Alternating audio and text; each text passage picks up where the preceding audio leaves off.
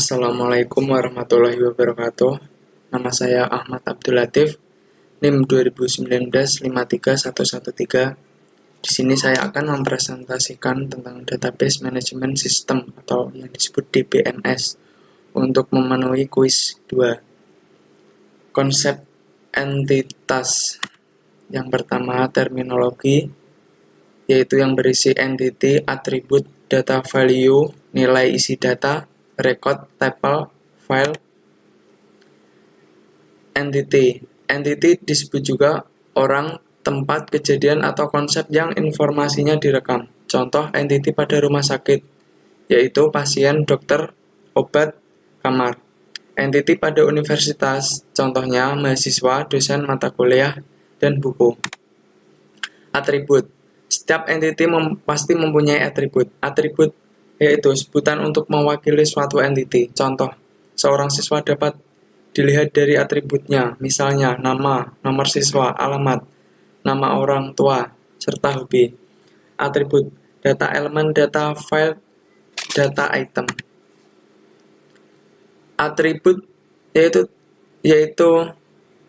NIM, nama mahasiswa, tanggal lahir, alamat mahasiswa, IPK, keterangan gambar, entity mahasiswa dengan atribut NIM, nama mahasiswa, tanggal lahir, alamat mahasiswa, IPK.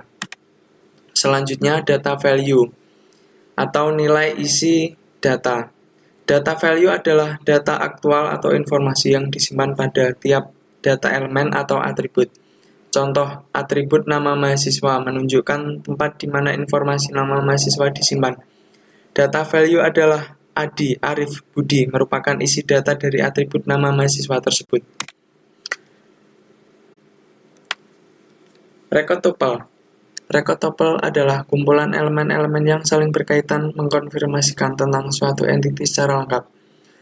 Satu record mewakili satu data atau informasi tentang sesuatu dari sebuah objek, misalnya name, nama mahasiswa, tanggal lahir, alamat mahasiswa, IPK. Satu record terdiri dari file-file yang saling berhubungan untuk menunjukkan bahwa file tersebut dalam satu pengertian yang dilengkapi dan direkam dalam satu record. Contohnya seperti ini, name, nama mahasiswa, tanggal lahir, alamat mahasiswa, IPK.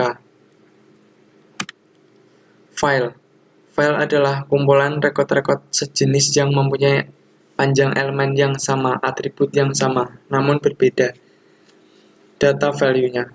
Dalam satu file terdapat record-record yang sejenis, sama besar, sama bentuk, merupakan satu kumpulan entity yang seragam. Database Management System. Database yaitu kumpulan file-file yang mempunyai kaitan antara satu file dengan file yang lain, sehingga membentuk satu bangunan data untuk menginformasikan suatu perusahaan, mengefisienkan pemasukan atau perekam informasi, dan pengambilan atau pembacaan informasi ke dalam database. Database Management System, suatu koleksi kumpulan data yang saling berelasi dan satu set program untuk mengakses database, membaca data, mengisi data, menghapus data, melaporkan. Database digunakan untuk mengatasi masalah satu redundansi data, penggandaan, inkonsistensi data, kesulitan pengaksesan data, isolasi data untuk standarisasi, multiple user, banyak pemakai, masalah keamanan, security, masalah integrasi, kesatuan, masalah data independence, kebebasan data. Redundansi data, penggandaan. Jika file-file dan program aplikasi diciptakan oleh programmer yang beda pada waktu yang berselang cukup panjang, maka ada beberapa bagian data mengalami penggandaan pada file-file yang berbeda. Contoh alamat dan nomor telepon dari pelanggan kita tercatat pada file deposito, juga pada file rekening, koran, dan juga file nasabah. Penyimpanan di beberapa tempat untuk data yang sama ini disebut sebagai redundansi dan mengakibatkan pemborosan ruang penyimpanan dan juga biaya untuk mengakses jadi lebih tinggi. Inkonsistensi data. Penyimpanan data yang sama berulang-ulang di beberapa file dapat mengakibatkan juga inkonsistensi atau tidak konsisten. Contoh, Bila suatu ketika pelanggan tersebut pindah alamat dan nomor telepon, maka seharusnya ketiga file yang memuat data tersebut harus diubah atau diupdate. Bila salah satu dari file yang mengandung data tersebut terlewat diupdate, maka terjadi tidak konsisten tadi. Kesulitan pengaksesan data. Pada suatu saat dibutuhkan untuk mencetak data siapa saja pelanggan yang berbeda, yang berada di kode pos 50711 Salatiga, padahal belum tersedia program yang telah ditulis untuk mengeluarkan data tersebut. Maka kesulitan tersebut timbul, dan penyelesaian untuk itu adalah ke arah DBMS yang mampu mengambil data secara langsung dengan bahasa yang familiar dan mudah digunakan, atau user-friendly. Multiple user, banyak pemakai. Salah satu alasan mengapa database dibangun karena nantinya data tersebut digunakan oleh banyak orang dalam waktu yang berbeda, diakses oleh program yang sama tapi berbeda orang dan waktu.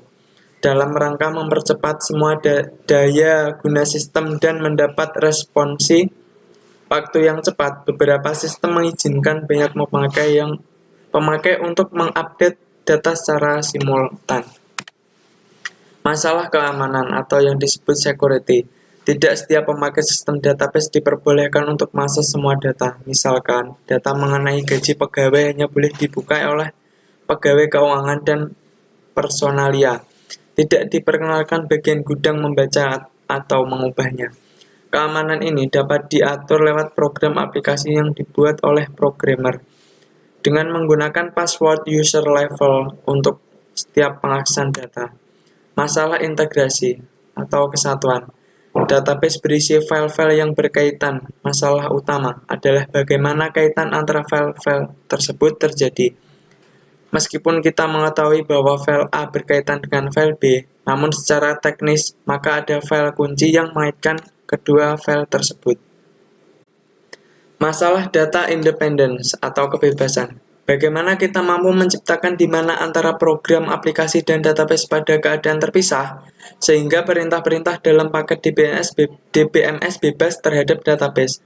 Namun, perlu pula dipikirkan bagaimana bila ada syarat terhadap database yang ada. Misalnya, syarat pengambilan uang tabungan bank adalah harus disisihkan paling minimal 25.000. Syarat ini tentu dimasukkan dalam database yang dibangun saja.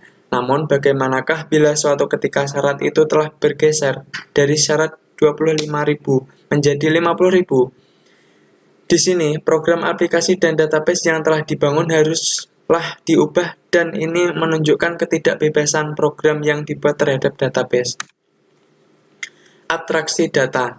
Abstraksi data, sistem yang sesungguhnya tentang teknis bagaimana data disimpan dan dipelihara, seakan-akan disembunyikan kerumitannya, dan kemudian diungkapkan dalam bahasa dan gambar yang mudah dimengerti orang awam. Contohnya abstraksi data. User 1, user 2, user N. View N, view 2. View N menuju konseptual skema dan view 2, begitu pula view N. Konseptual skema menuju internal skema, lalu tercipta database. Level level abstraksi paling rendah yang menggambarkan bagaimana how data disimpan dalam kondisi sebenarnya.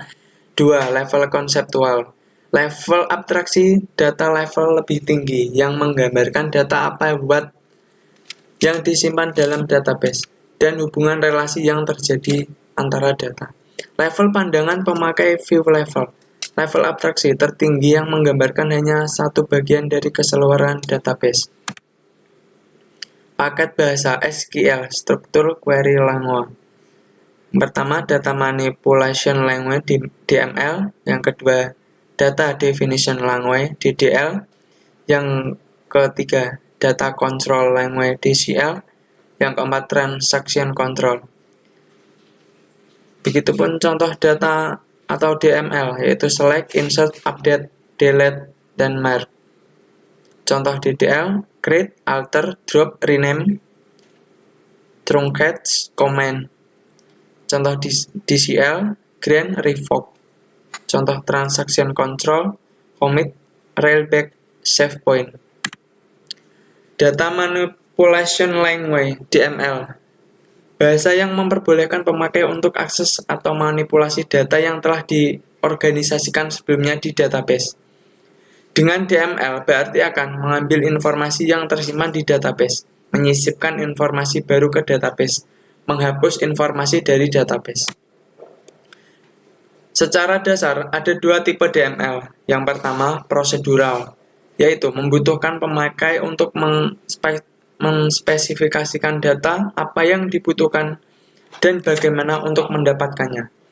Yang kedua, non-prosedural, membutuhkan pemakai untuk menspesifikasikan data apa yang dibutuhkan tanpa menspesifikasikan bagaimana untuk mendapatkannya. Paket bahasa prosedural DML adalah DBase 3, Fogbase, dan non-prosedural DML adalah SQL, QBA, atau yang disebut Query by Example. Query adalah pernyataan yang diajukan untuk mengambil informasi, merupakan bagian DML untuk pengambilan informasi, disebut query language. Query language select from nama tabel, insert into nama tabel, value nilai, update nama tabel, set nilai baru, where kondisi, delete nama tabel, where kondisi. DDL, bahasa khusus untuk mendefinisikan pola skema database. Satu perintah dalam DDL yang menspesifikasikan suatu terapan yang rinci dari pola database yang biasanya tersembunyi dari user pemakai. Perintah dalam DDL adalah create, modify, report, modify struktur. Pengguna database 1. Database manager 2. Database administrator 3. Database user. Database manager yaitu satu model program yang menyediakan interface antara penyimpanan data low level dan database dengan satu aplikasi program dan query yang diajukan ke sistem. Database administrator adalah orang yang mempunyai kekuasaan sebagai pusat pengontrolan terhadap seluruh sistem baik data maupun program yang mengakses data. Database user. Ini contoh database user. Pemakai database yaitu database user, programmer aplikasi PA, casual user, naive user, specialized user. Programmer aplikasi, profesional komputer yang berinteraksi dengan sistem lewat DML yang dibuat dengan bahasa C, COBOL, dan lainnya. Program-program yang dibuat disebut sebagai program aplikasi, misalnya untuk perbankan, administrasi, akuntansi, dan lain-lain. Sintak DML berbeda dengan sintak bahasa komputer umumnya. Casual user, yaitu pemakai yang telah berpengalaman berinteraksi dengan sistem tanpa menulis program, tetapi memakai bahasa query. Setiap query akan mengajukan ke query prosesor yang mengambil dari perintah DML. Naive user, pemakai yang tidak berpengalaman berinteraksi dengan sistem tanpa menulis program, tinggal menjalankan satu menu dan memilih proses yang telah ada atau telah dibuat sebelumnya oleh programmer. Specialist user, pemakai khusus yang menuliskan aplikasi database, tidak dalam kerangka data processing yang tradisional. Aplikasi tersebut diantaranya adalah computer aided, design system, knowledge base, expert system, sistem yang menyimpan data dalam bentuk data yang kompleks, misalnya data grafik, data audio. Terima kasih. Sekian penjelasan dari saya. Apabila ada salah kata, mohon maaf. Wassalamualaikum warahmatullahi wabarakatuh.